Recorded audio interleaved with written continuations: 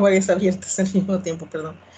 Bueno, para empezar a hablar ya lo que es en sí la fotosíntesis, antes de entrar de lleno con la fotosíntesis tenemos que ver y saber lo que es un cloroplasto y también saber qué es la clorofila, que es uno de los pigmentos que tienen los cloroplastos, y ver que no existe solo un tipo de clorofila, sino que hay varios tipos. Cada uno reacciona a cierta longitud de onda de la luz, de la energía luminosa. Ahora bien, por eso es que nosotros podemos ver que dentro de las plantas, ustedes ven una planta y se van a dar cuenta que tiene diferentes tonos de verde. Todos verdes, bueno, en su mayoría, porque también hay tonos rojizos, tonos cafés, amarillos, por otro tipo de pigmentos que tienen las células vegetales. Pero en sí el verde es por la clorofila que contienen los cloroplastos.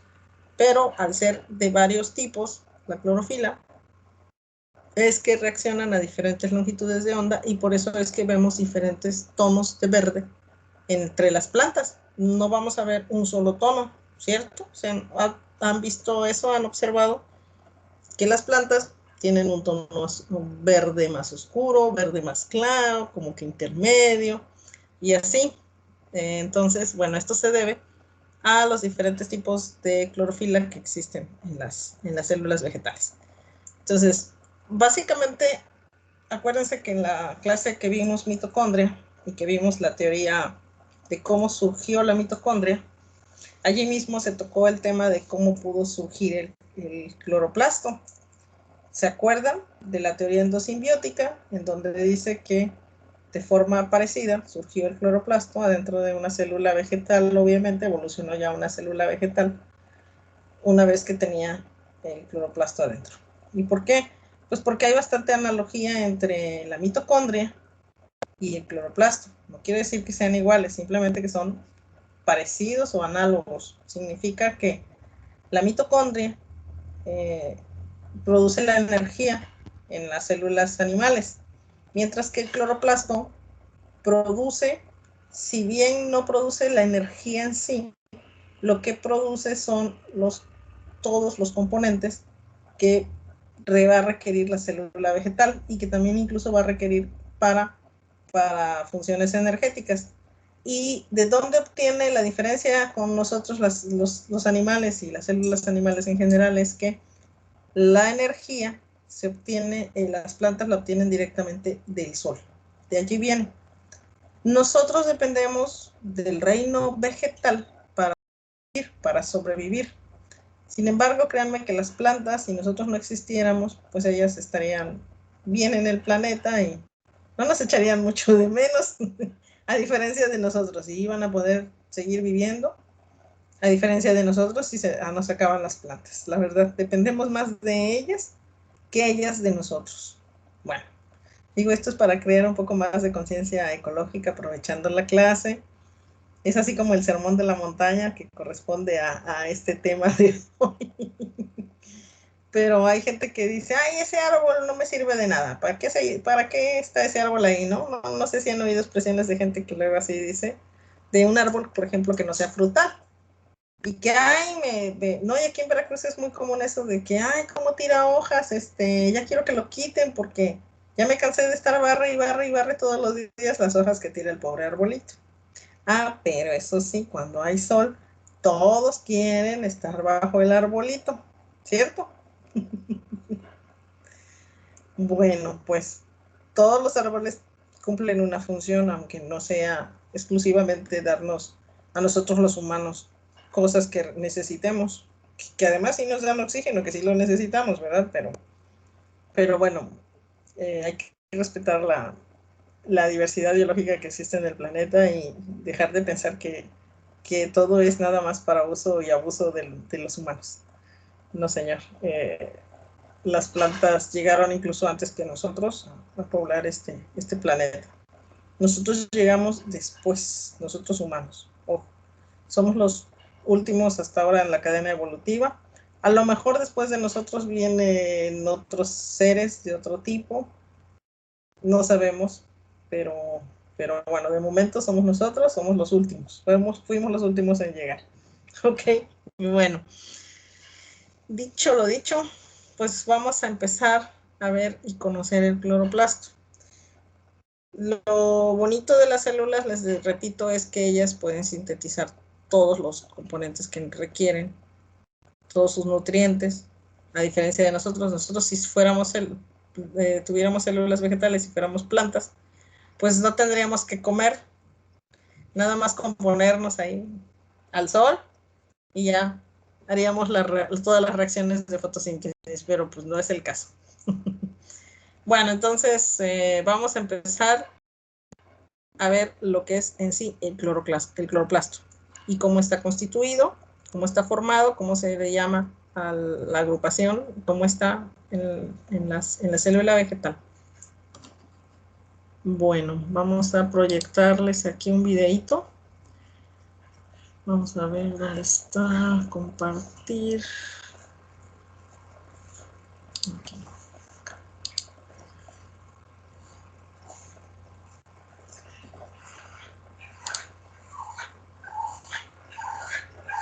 Oye, cálmate tú. Perdón, es el perro, ya saben, que se vuelve un poco loco. Oye, cálmate tú, perro loco. Cárguelo. Ahorita lo llamo. Hola chicos, bienvenidos a prepararlaselectividad.com. Vamos con un nuevo vídeo de biología. En esta ocasión vamos a seguir hablando de la fotosíntesis. Es el segundo vídeo que grabo en este sentido. El primero únicamente fue, bueno, pues veíamos el concepto de fotosíntesis, las fases que tenía y un poco, como ya os había dicho, es la introducción al todos los temas que iremos viendo en el desarrollo de la fotosíntesis, ¿de acuerdo? Bien, entonces, como digo, vamos con el segundo. Y aquí lo que vamos a ver es el papel que van a jugar los cloroplastos en la fotosíntesis, ¿vale? Bien, deciros que la fotosíntesis, bueno, sabemos que la realizan tanto los individuos eucariotas como los procariotas, es decir, tanto las plantas superiores como las algas, que serían individuos eucariotas, como también las cianobacterias o también las bacterias fotosintéticas, que serían los procariotas. Bien, deciros que en las plantas superiores y en algas verdes el proceso de la fotosíntesis ocurre en un orgánulo que es el que da título precisamente a este vídeo. O sea, ocurre en los cloroplastos, ¿de acuerdo? Son unos orgánulos que se encuentran especialmente, o su función característica es permitir, el lugar donde se va a llevar a cabo la transformación de la energía luminosa en energía válida para todos los procesos en ese individuo, ¿de acuerdo? En esa célula. Entonces, como digo, el cloroplasto, lugar celular donde se produce, donde se desarrolla la fotosíntesis, ¿vale? Deciros que los cloroplastos tienen ciertas similitudes con otro orgánulo que es la mitocondria, ¿de acuerdo? Al igual que la mitocondria, los cloroplastos también van a tener dos membranas. Acordaos, bueno, pues cuando veáis o estudiéis la mitocondria, acordaos que había una membrana externa, que es una membrana que es permeable a pequeñas moléculas, a pequeños iones, y después existaba también la membrana interna, que aquí en este caso, en el caso de los cloroplastos, va a ser la membrana que va a rodear al estroma y que es donde se encuentran todos los enzimas, bueno, los enzimas solubles y unas estructuras membranosas con formas de sacos aplanados que se denominan tilacoides. Los tilacoides se formarán a partir de las invaginaciones que se producen en la membrana interna del cloroplasto. Una pila de estos tilacoides, una pila de uno encima de otro, como vemos en los diferentes esquemas que os estoy poniendo, es lo que constituye o lo que forma la grana, ¿vale? Estos conceptos o estos puntos es importante que los vayamos ya memorizando, que los vayamos ya entendiendo, porque van a ser claves en las explicaciones posteriores en los otros vídeos a medida que vayamos desarrollando la fotosíntesis, ¿de acuerdo? Decir que las diferentes granas se encuentran conectados por por unas estructuras membranosas que se denominan lamelas, ¿vale? A veces también la propia membrana de los tilacoides también se denomina lamela. Entonces, en este sentido, fijaros ya los conceptos que estamos viendo, es decir, primero el cloroplasto como el lugar donde se produce la fotosíntesis. Después hablamos de que existen unas estructuras membranosas aplanadas, que es lo que se llaman tilacoides, ¿de acuerdo? Un grupo de tilacoides colocados como uno encima de otro forman la grana, y las diferentes granas se encuentran unidas, se encuentran conectadas por unas estructuras denominadas lamelas. Esto todo, como digo, dentro de la estructura del cloroplasto. Bien, continuando el desarrollo del cloroplasto, deciros también que se diferencian tres compartimentos, ¿vale? Lo que sería el espacio intermembrana, lo que sería el estroma y lo que sería el espacio tilacoidal, ¿vale? En las procariotas, en las células procariotas que realizan la fotosíntesis, que no poseen verdaderos cloroplastos, la membrana plasmática de esas células va a formar unas invaginaciones que se denominan, invaginaciones corpusculares, que son los cromatóforos, ¿vale? Por lo que se supone que el citoplasma es la parte correspondiente del estroma del cloroplasto. ¿De acuerdo? Deciros que los cromatóforos van a contener todos los pigmentos necesarios para llevar a cabo la fotosíntesis, y es el lugar donde se llevaría o donde se produciría la fase luminosa del proceso de la fotosíntesis. Bien, pues vista entonces la estructura del cloroplasto, voy a hablaros ahora un poco de cuáles serían o cuáles son los pigmentos que son necesarios para que se pueda llevar a cabo el proceso de la fotosíntesis. Bien, entre los pigmentos que van a absorber la luz y van a ser capaces de transferirla a los llamados centros de reacción, que es el lugar donde va a comenzar a producirse toda la transformación energética. Bien, podemos hablar de pigmentos primarios.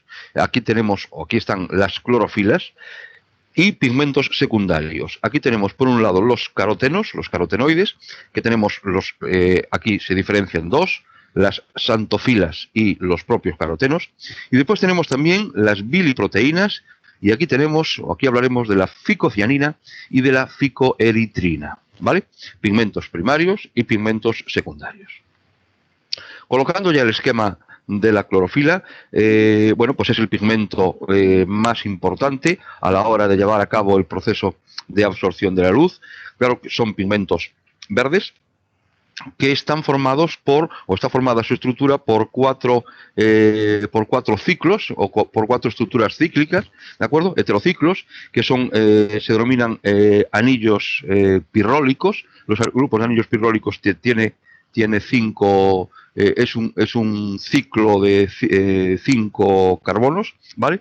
Que rodean a un átomo central de magnesio, ¿vale? Y todo ello formando lo que es el anillo de la porfirina, ¿vale? En cuanto al grupo carboxilo... A ver, ojo con esa parte. Aquí detuve un poco el video. La parte más importante y central de todos los tipos de clorofilas es precisamente el anillo pirrólico y el átomo de magnesio que está justo en el centro. Es que es aquí en donde la energía luminosa va a ceder sus electrones que llegan en forma de fotón a la célula, al cloroplasto. Aquí es donde lo cede, y de aquí van a pasar a toda la estructura, que más adelante lo vamos a ver, y cómo van a desencadenar el sistema de fotosíntesis. Entonces, ojo con esa parte, porque esto es muy súper importante. Esto, si uno lo compara con algo en células animales, pues lo más parecido a esta estructura química es nuestra hemoglobina. Nada más que nosotros, en vez de tener magnesio en el centro de nuestros anillos, lo que tenemos pues es hierro, ¿ok? Bueno, y entonces la diferencia es que pues nosotros nuestro hierro que tenemos, bueno, en este caso el grupo hemo, en vez de clorofila, pues nos va a servir para transportar oxígeno a todas las células del organismo. Mientras que aquí, pues, sirve para captar la energía lumínica y transformarla en energía química. ¿Ok? Bueno. Decir que el del cuarto heterociclo, por así decirlo, se encuentra esterificado por una cadena de isopreno, ¿vale? Que es el fitol, ¿de acuerdo? Ahora, los distintos sustituyentes de estos son los que van a dar lugar a las distintas clorofilas, en función de cómo sea el sustituyente, ¿vale? Ahí tenéis en el esquema lo que sería la clorofila A y la clorofila B, y ahí tenéis las diferencias que hay entre una y otra, ¿de acuerdo? Es la presencia o bien del grupo aldehído o bien de un grupo metilo como radicales sustituyentes. Entonces, deciros que las plantas superiores contienen clorofila A y clorofila B, mientras que las cianobacterias solamente contienen clorofila A. Hay otras algas que, además de contener la clorofila A, también pueden tener otras estructuras, como puede ser la clorofila C o la clorofila D, ¿vale?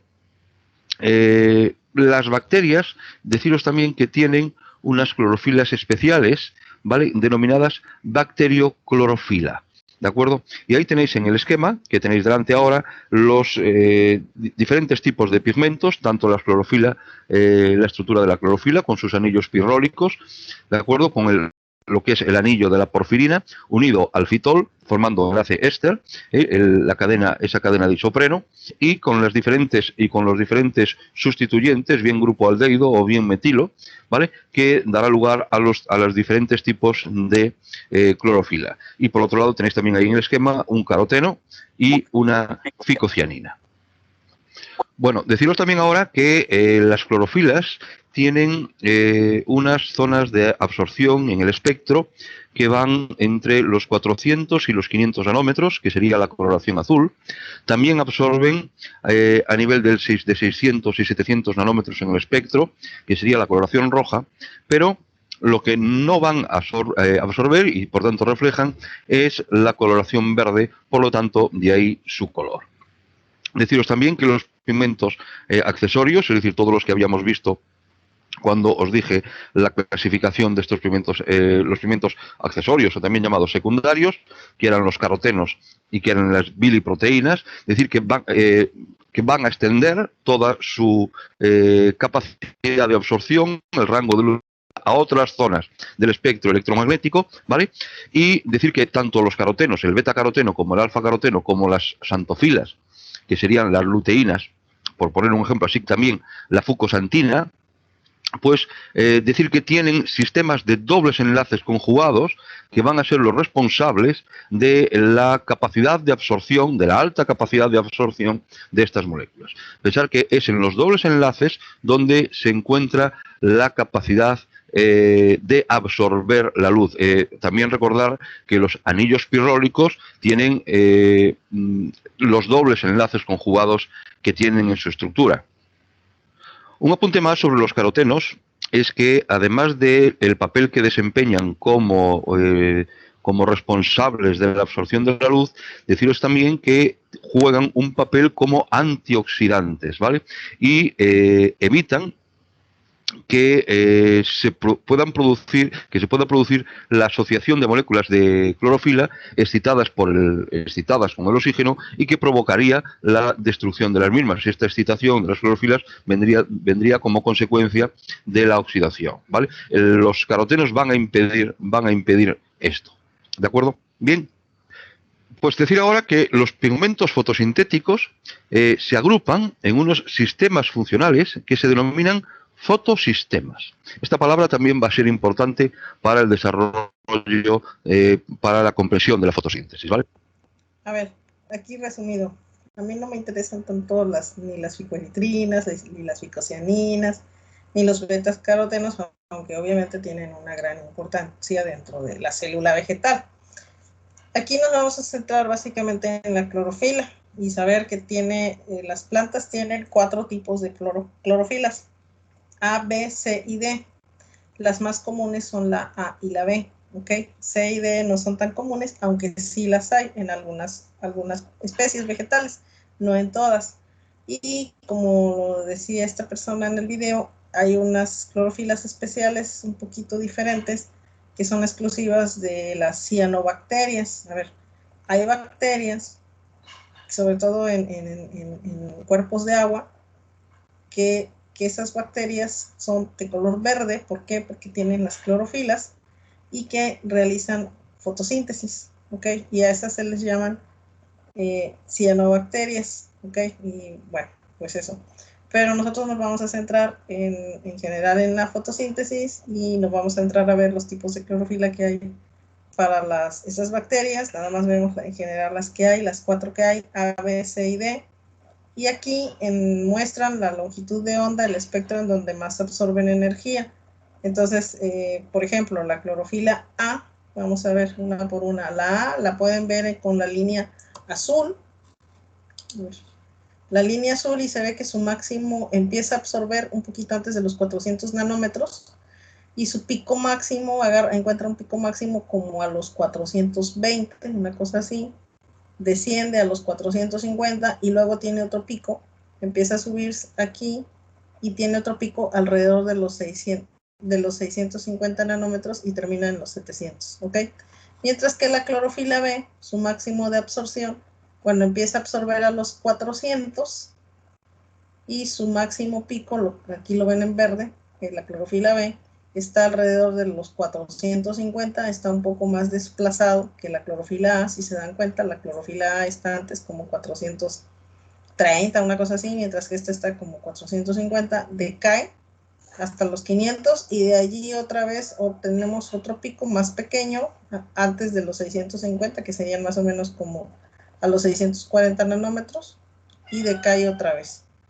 Entonces, si se dan cuenta, el comportamiento realmente es el mismo, el de los dos, el de la clorofila A y la clorofila B, solamente que la clorofila B se desplaza un poco más en su espectro hacia la derecha con respecto a la longitud de onda de la clorofila A. Esa es la diferencia. Ok, continuamos. ¿Vale? Cada fotosistema, decir que está formado por aproximadamente unas 200 moléculas de clorofila y unas 50 moléculas de carotenos. Pero no todas ellas están asociadas a la transformación de la energía luminosa en energía química, ¿no? De todas, muy pocas moléculas, evidentemente, mayoritariamente clorofilas, son las que van a estar asociadas con el centro de reacción, que ya lo vimos antes, que es el lugar donde se va a producir la transformación de la energía luminosa en energía química, ¿de acuerdo? El resto de pigmentos, también incluidas ahí de una forma mayoritaria las clorofilas, lo que van a actuar es como captadores de luz y se denominan moléculas antena. Entonces aquí aparecen ya tres nuevos conceptos, ¿no? Por un lado aparece el concepto de fotosistema, que es donde se agrupan los pigmentos. Es decir, que cada fotosistema está formado por unas 200 moléculas de clorofila y unas 50 moléculas de carotenos, pero que en estas moléculas va a haber unas que se han diferenciado en una función y otras que se han diferenciado en otra. Las que se encuentran ligadas a los centros de reacción, que son las que van a transformar la energía luminosa en energía química, y por otro lado las que van a captar la luz, que son las moléculas antena. En un caso y en otro son las moléculas de clorofila las que actúan de forma principal. Entonces la luz es absorbida por las moléculas antena y va siendo transferida entre las moléculas mayoritariamente de clorofila ¿hasta dónde? Bueno, pues hasta las moléculas que se encuentran asociadas al centro de reacción, que es el lugar donde se va a producir la transformación de esta energía luminosa en energía química. ¿De acuerdo? Yo creo que se va entendiendo bien. En las plantas superiores se diferencian, y algas verdes, se diferencian dos tipos de fotosistemas. Cada uno lógicamente con su centro de reacción y con sus clorofilas, y también cada una con sus moléculas antena, ¿vale? Por un lado está el fotosistema 1, ¿de acuerdo?, cuya molécula activa en el centro de reacción es un dímero de clorofila. un dímero de clorofila que tiene un máximo de absorción a 700 nanómetros y un fotosistema 2 cuya molécula activa asociada al centro de reacción es también una molécula de clorofila que tiene un máximo de absorción a 680 nanómetros. ¿De acuerdo? Bien, pues este es entonces el segundo vídeo, ¿vale? Donde donde os he indicado pues la estructura de los cloroplastos y los pigmentos que se especializan en la fotosíntesis y que veremos después el papel que juegan cada una de estas estructuras tanto en la fase luminosa como en la fase oscura de la fotosíntesis. ¿De acuerdo? Bien, pues muchas gracias por ver el vídeo y como siempre, gracias por estar ahí. Bueno, pues ya vieron. Vamos a salir de aquí.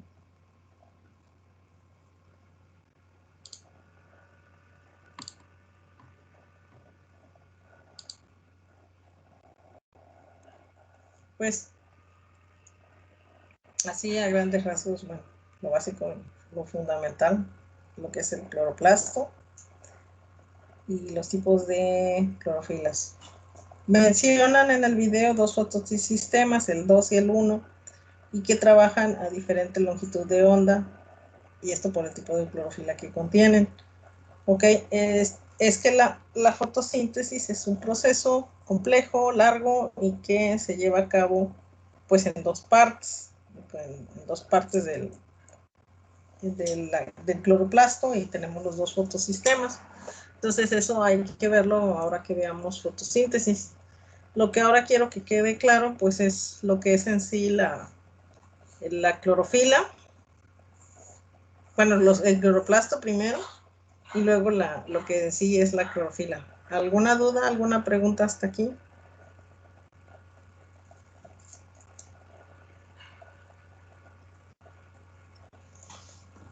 ¿Alguna duda, alguna pregunta?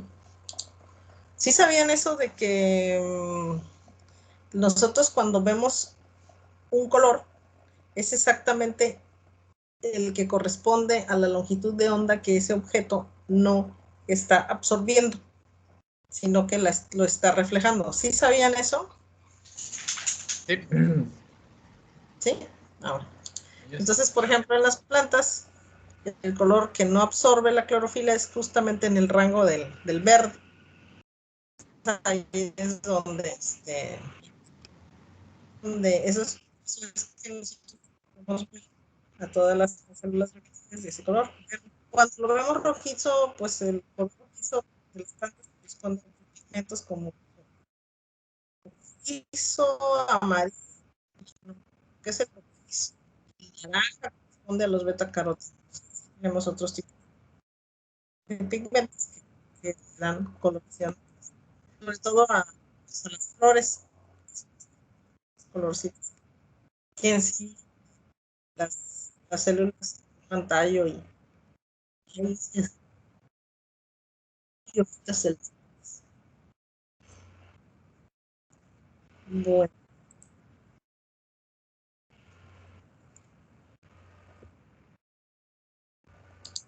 Les voy a pasar otro video también. Muy sumidito. Los alumnos, ¿no? Está en YouTube. Les voy a poner ahorita. Vamos a ver. Aquí.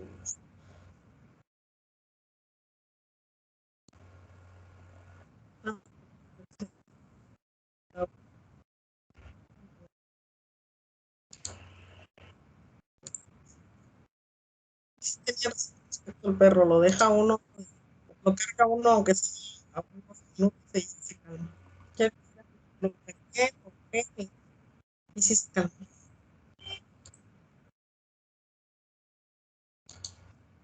Bueno. Ya lo vi. Bueno.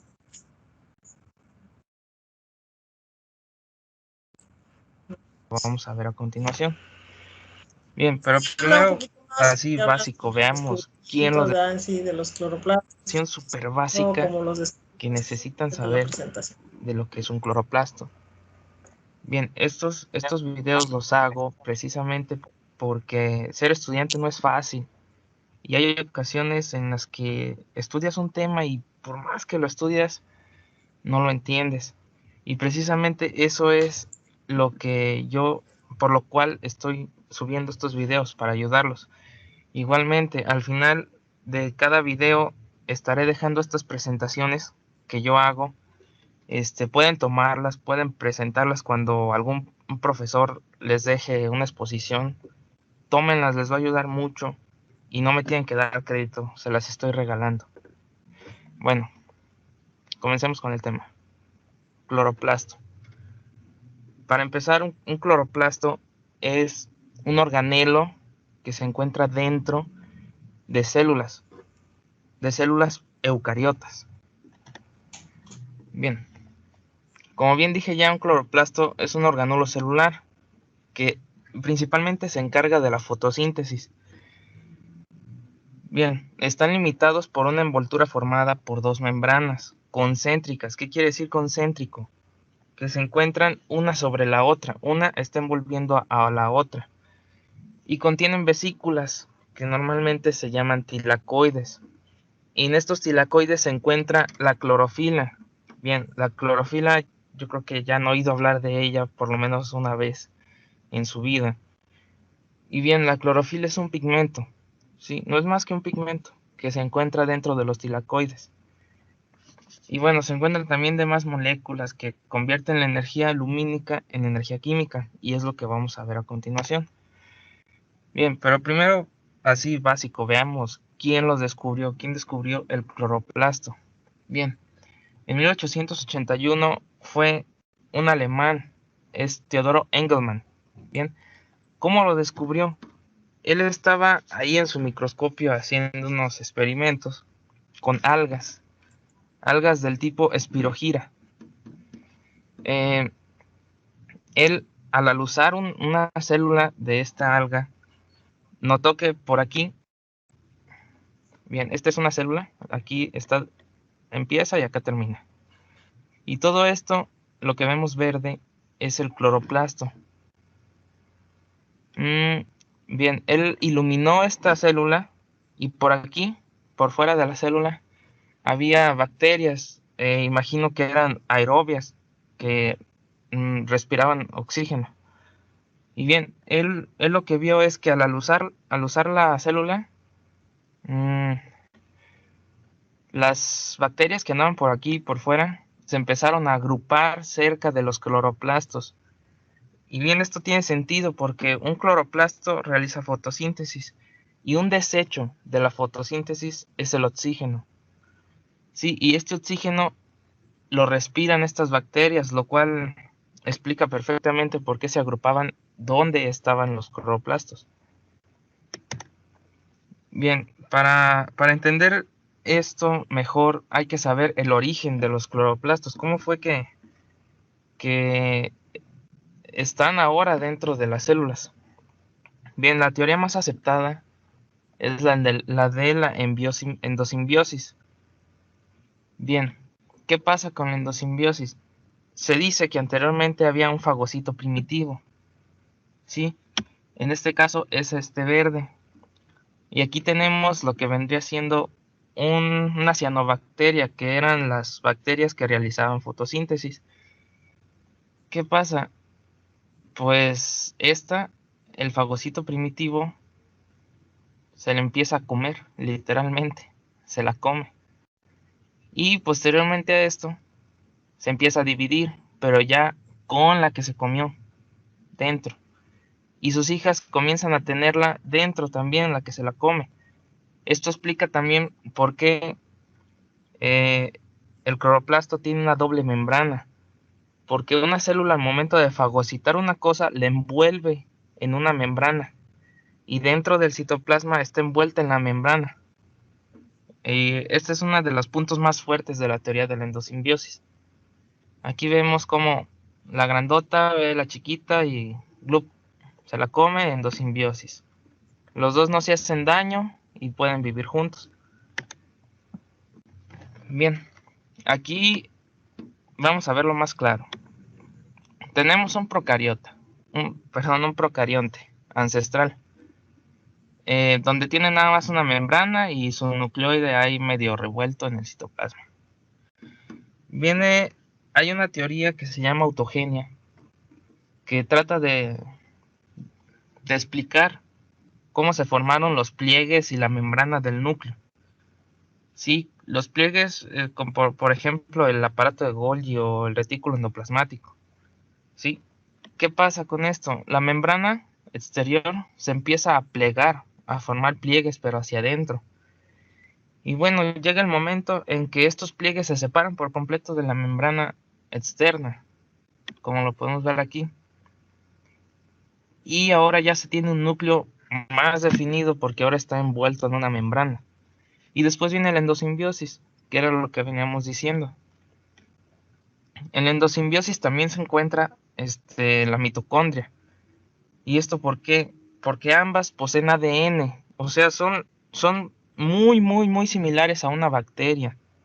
Sí, poseen ADN, poseen ribosomas, ¿sí?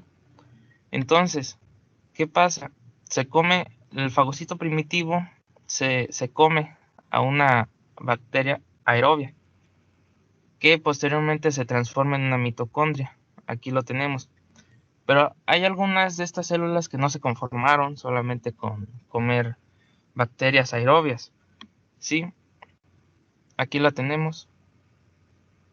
Aparte de comer la bacteria aerobia que formó posteriormente la mitocondria, también fagocitó una cianobacteria, que eran las bacterias que realizaban fotosíntesis, como ya lo había dicho. Y aquí lo tenemos. Entonces, esto vendría siendo el ancestro de una célula animal. Y la que también fagocitó una cianobacteria que posteriormente se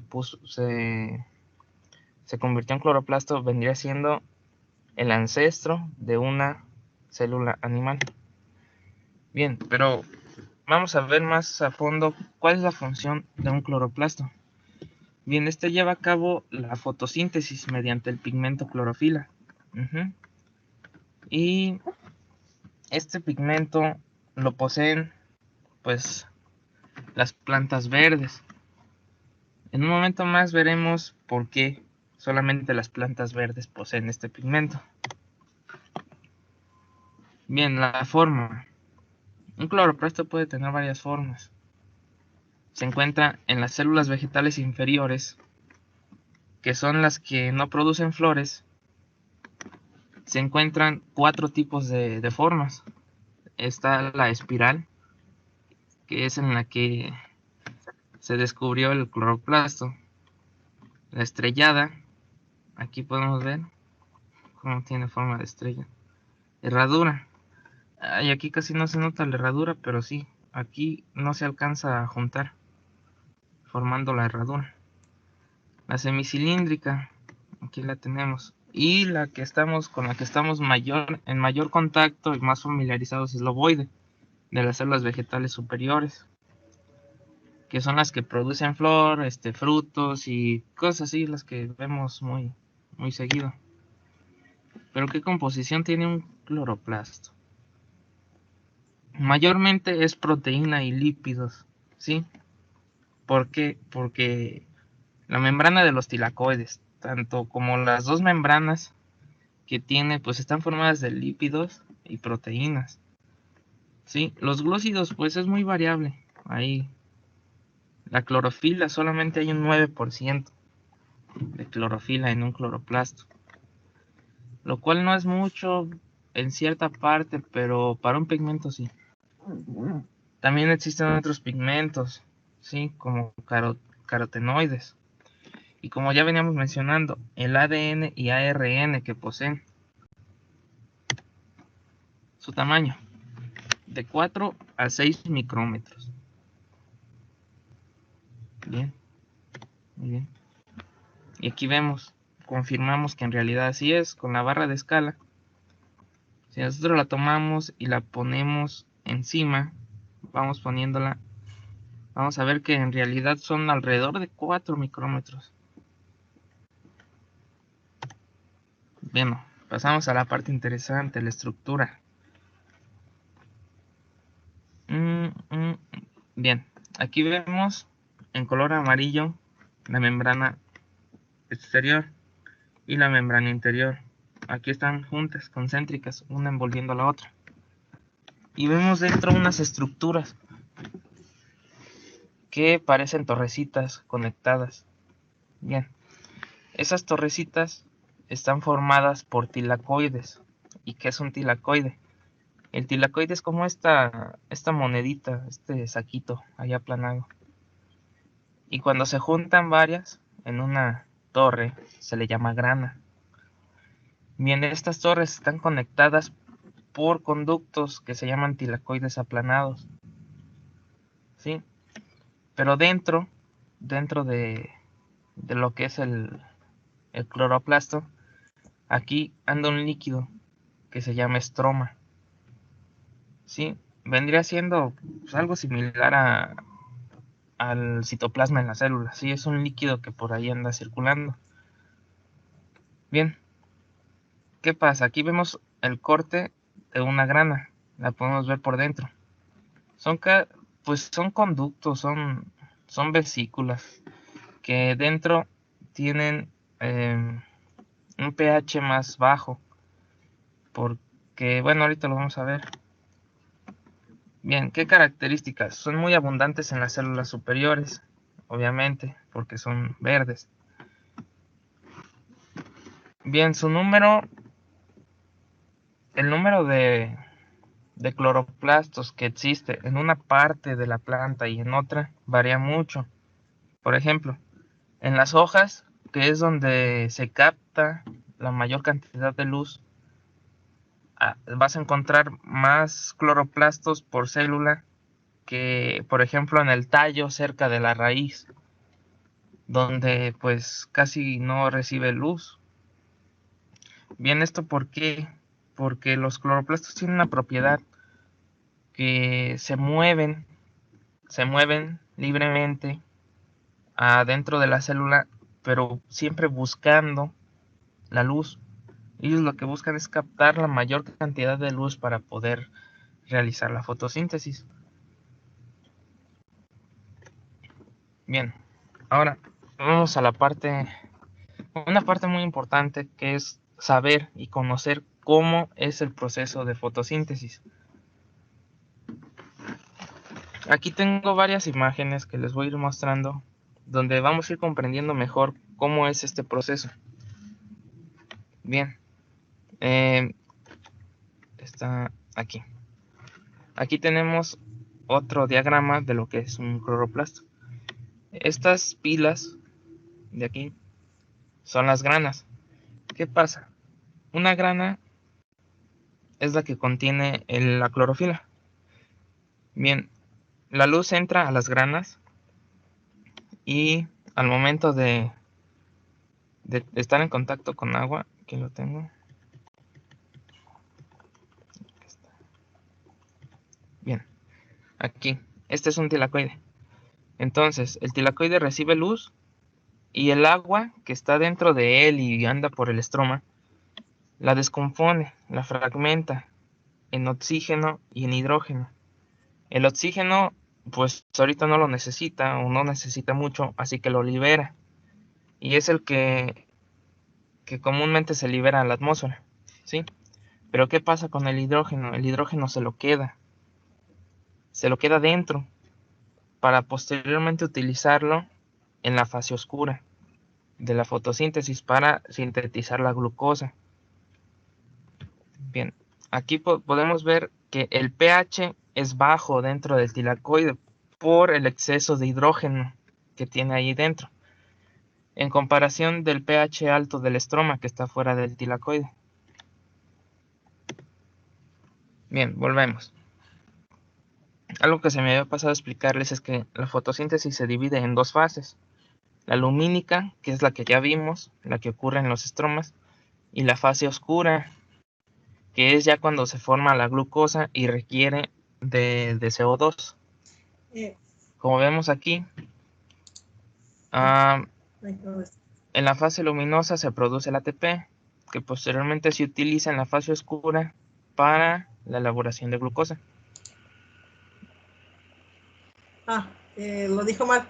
La fase lumínica es en los tilacoides, es aquí, y en la fase oscura es en el estroma. ¿Ok? Y bueno, aquí hay dos fotosistemas en la fase lumínica que son los que vamos a ver posteriormente. Bien. Entra el CO2 en la fase oscura y se forma la glucosa. Aquí se explica mejor. Aquí tenemos una ecuación ya balanceada, ¿sí? Entonces, ¿qué tenemos? Tenemos agua, 6 moléculas, más 6 moléculas de CO2. El carbono del CO2 se lo pone aquí. Aquí tenemos 6 por 1, 6 carbonos. El hidrógeno que guardó en la fase lumínica dentro de los tilacoides, ahora lo necesita aquí y le pone 12 hidrógenos. Y el oxígeno, que una parte ya fue liberada, pero otra es la que está tomando del CO2, la tiene aquí. Y obviamente sobra oxígeno y es liberado aparte. ¿Qué pasa? Si tú tienes 6 moléculas de agua más 6 moléculas de carbono, lo que hace la fotosíntesis es darte por esas 12 moléculas que tienes una sola molécula de glucosa. Y como pues otro producto que da y que posteriormente ya no lo necesita es el oxígeno. 6 moléculas diatómicas de oxígeno. Bien, aquí tenemos un diagrama de lo que es el ATP. ¿Sí? El ATP está formado por adenina, ribosa, que es una pentosa, un azúcar, y una colita de fosfatos, de fósforo, que al momento de romper los enlaces que unen un fósforo con otro, se libera energía, y esta energía es la que utiliza la célula para su metabolismo.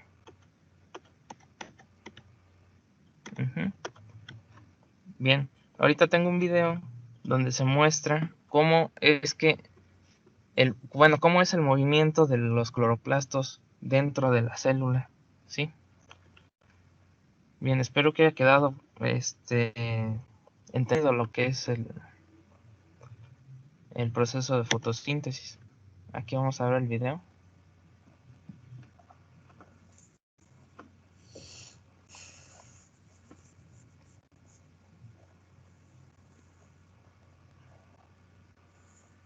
Su proceso de fotosíntesis es muy, muy general, ¿eh? Todavía no creen que eso es realmente la fotosíntesis. Bien, aquí podemos ver cómo cada una de estas celditas, sí, que se pueden ver aquí, es una célula.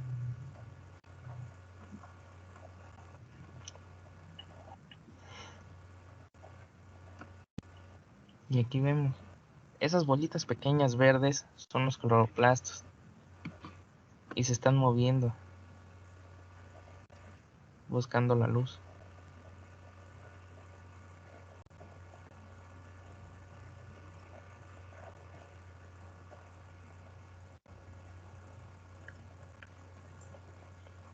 Bien, aquí está los que hicieron el video, son brasileños. Bueno, ya aquí vemos su localización, su proceso. Vamos a la relación que tiene con otros organelos de la célula. La relación más directa, así directísima, es con la mitocondria. Porque la mitocondria, para realizar sus funciones necesita oxígeno.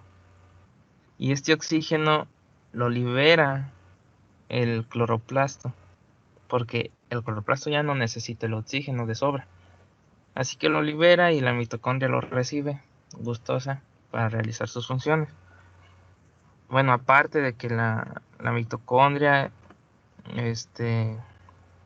pues también consume ATP, sí, que es Es Bueno, sintetizado por... esta parte ya la quitamos. Aquí no me interesa tanto. Lo que quería nada más es que vieran sobre la estructura del cloroplasto. Y bueno, nada más esta parte. Hasta ahí, ya lo demás. Ya no. Bueno, pues ya pudieron ver los videos en donde habla bien todo sobre el cloroplasto. ¿Alguna duda, alguna pregunta hasta aquí?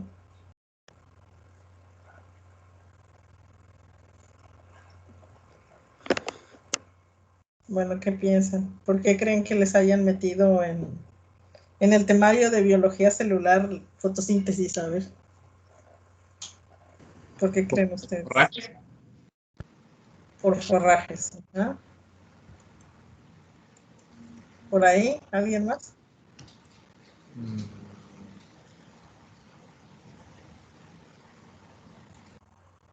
Alguien más por ahí. Bueno, los demás todavía no. No, pues forrajes lo van a ver después, ahorita todavía no. Bueno, igual lo hacen algunas bacterias, entonces igual, bueno, por ejemplo, yo que llevo bacteriología, pues no parece como un tema tal de fotosíntesis, pero sí se mencionan que hay bacterias que producen, que hacen ese mismo proceso. Sí, de hecho, pues se comenta, bueno, ¿por qué se ve en este caso? Bueno, vamos a ver. No es tanto porque lleven la materia después de forrajes, aunque bueno, sí la van a llevar, sino porque, bueno, es biología celular, tenemos que ver, aunque nos interesa más la célula animal, tenemos que ver un poquito sobre la célula vegetal, y la estructura más importante de la célula vegetal, pues es el cloroplasto y la reacción de la fotosíntesis. Porque les vuelvo a repetir, sin plantas nosotros no existiríamos.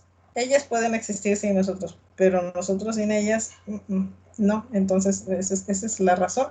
Hay que ver la parte más importante de la célula vegetal. Y en este caso, perdón, pues es el cloroplasto, porque es donde se va a llevar a cabo la fotosíntesis. Ok, es por eso, y porque dependemos de las plantas para existir nosotros, desde el punto de vista que lo quieran ver.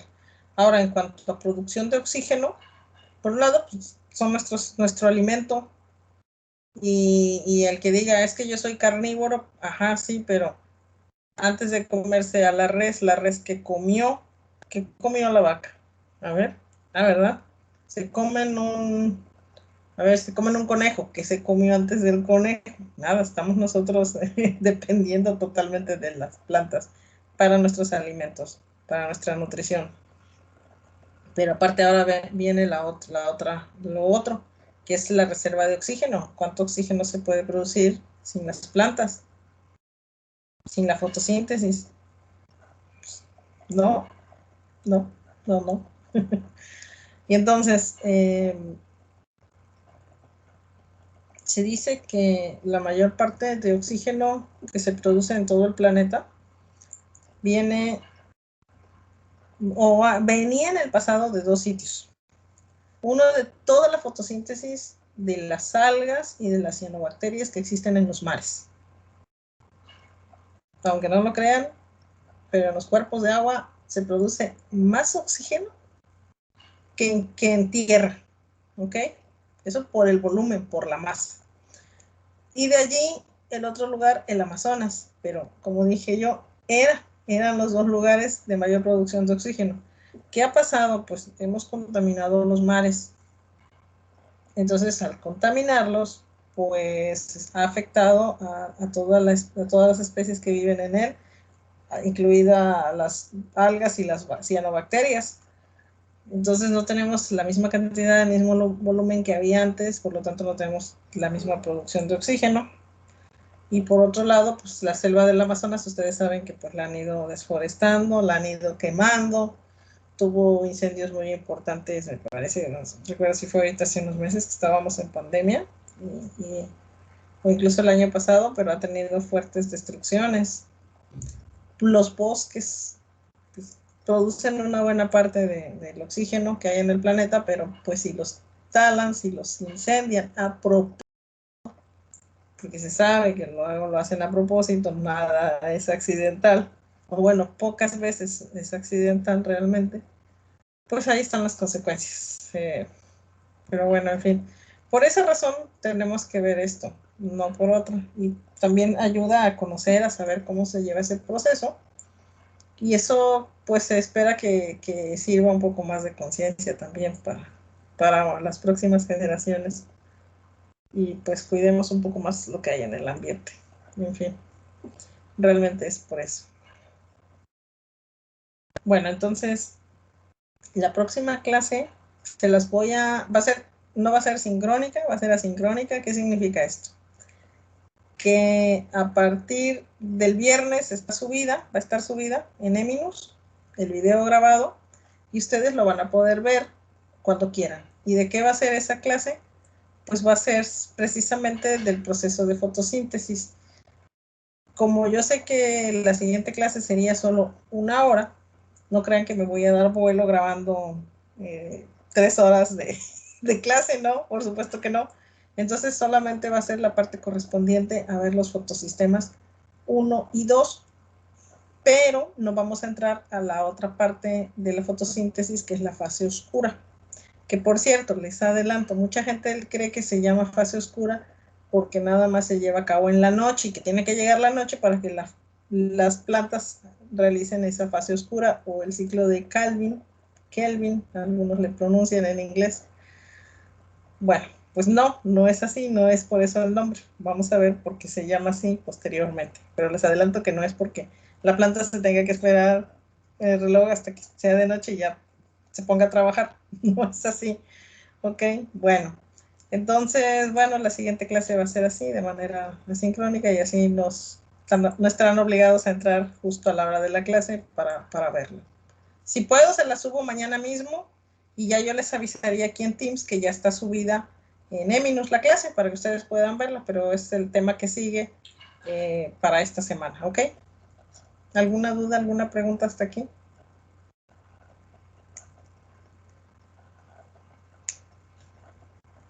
Reflexionen, piensen sobre las plantas. ¿Ustedes se han puesto a pensar si una planta siente?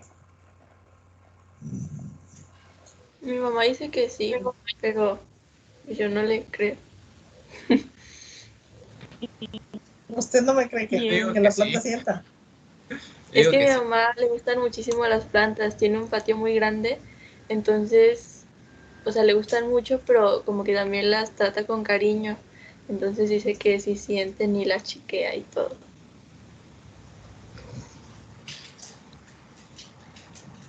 A ver, alguien más que opine, que diga. Se los dejo de tarea. Igual y sí perciben energía, ¿no? Pues a ¿Tienen mí qué? me gustan mucho las plantas y pues, no sé, siempre las he tratado bien hasta cierto punto y pues, no sé, mi abuela me enseñó a hacer eso y pues sí funciona. Hay personas que les dan igual o no las ven de la misma manera y pues no se les da nada. Y pues, bueno, a mí, pues cosa que planto, cosas que crecen. Y pues, bueno, más es por eso. Sí, si No les sé das si un mucho mejor cuidado, van a crecer y proliferar mucho más, ¿no? yo diría que sí. Pues sí. Aparte difícil y una planta con unos pensamientos no pega y se seca, que cuando vas a sembrar algo tienen que tener unos pensamientos y tener como la fe en que sí va a pegar la planta. A mí sí me dijeron. Uh-huh. Bueno, para los que estén en el campo, que vivan en pueblitos, platiquen con por ejemplo, con la gente que cura, en los curanderos en los pueblos que usan muchas plantas medicinales y que tienen conocimiento ancestral de esas plantas, sabe más que uno de verdad en esos aspectos. Se sorprenderían. Yo sostengo la teoría y la idea de que no existe ninguna enfermedad en el planeta que no lo pueda curar una planta de las que tenemos y que normalmente la cura está en el mismo lugar donde surge la enfermedad. O sea, en las mismas plantas de allí, no hay que ir a buscar unas plantas a la India ni a China, sino que si la enfermedad es de México, debe haber las plantas correspondientes aquí. Ese es mi... Pues no solamente mi teoría, sino gente que se dedica a la farmacognosia y que usan las plantas para buscarles principios, extractos que sean activos, tengan principios activos contra enfermedades. Eso. Entonces, y de manera empírica, los curanderos en los pueblos pues saben qué plantas usar para curar ciertas cosas, la verdad es que sí. Y dentro de esas historias, bueno, ya les voy a contar una anécdota. Mi padre era de un pueblo de la Sierra de Oaxaca, de un pueblo que está en la Mixteca. Y entonces, pues a mí me llevó de niña, bueno, a todos mis hermanos nos llevó de niños para que conociéramos el lugar de donde él era y que conociéramos a la familia, que por cierto nadie hablaba, bueno, sí, unos cuantos hablaban español, la mayoría hablaban el mixteco y necesitábamos traductor para poder entendernos con la gente allá. Y entonces en mis incursiones ya en la vida adulta a este pueblo, ya es que es como que se pierde uno en otro, pues hasta en otro tiempo, diría yo, allí, en eso. Ya hablan español, ya tienen cosas de la era moderna, pero bueno, la gente mayor allí, con la que yo he tenido oportunidad de platicar, es gente que se dedica a curar, por ejemplo. Pues bueno, platicando con un curandero de allí, pues, la última vez que fui, me comentó el señor. ¿Yo por qué lo fui a ver? Porque quería que me recomendara plantas de allí, de la zona, que tuvieran propiedades antibióticas por mi línea de investigación, en la que trabajo, por cierto, en la Facultad de Bioanálisis. Y entonces, pues lo fui a ver por eso a este hombre, con traductor, obviamente, porque pues, si no, no hubiera podido hablar con él. Y ya platicamos de todo un poco, me recomendó algunas plantas y demás. Pero aparte, ya platicando de todo un poco, me dijo que estaba triste porque se le había muerto su árbol a donde mandaba a la gente a curarse. Y yo me quedé, chinga, ¿cómo está eso? Es en serio. Entonces él me comentó que él, cuando veía a una persona, determinaba de que estaba enfermo y en base a eso pues le recetaba. Y que había personas que, él me lo dijo, es que si están enfermos del espíritu, así le decía él, así dice él, los mandaba a un árbol en concreto específico que estaba en las salidas del pueblo a que abrazaran al árbol. Y según qué tan mal estaba la persona, eran las veces que tenía que ir a abrazar al árbol. Bueno, pues hubo un momento en que mandó a mucha gente a abrazar al pobre árbol, la gente toda se sanó. Lo que tenían eran como enfermedades, yo entiendo más bien por lo que yo quise, bueno, lo que analicé y deduje. Yo lo que entendí fue que eran personas que tenían enfermedades de depresión. Por eso él decía que estaban enfermos del espíritu. Sí, porque su enfermedad no era física, tenían diferentes patologías, yo creo que de aquí, del cerebro, y existenciales, y los mandaba a abrazar al árbol, y el árbol se secó, decía él, que porque había absorbido toda la energía mala de estas personas, los había curado, pero el árbol terminó secándose. Eso es lo que él decía, no sé yo, a mí no me consta, pero bueno, son de las cosas así, anécdotas curiosas que me ha pasado a escuchar. No sé, ahí sí yo no lo sé, pero lo que sí es que no sé si ustedes se han dado cuenta que hay personas que con ver una planta y que la envidien, la secan. ¿A quién le ha pasado eso? O sepan de un caso así.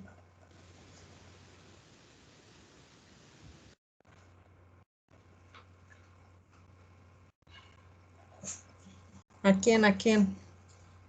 Que por ejemplo, a ver, sus mamás, a las que les gusta tener muchas plantas.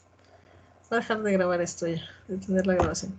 Por ejemplo, las mamás que les gusta tener muchas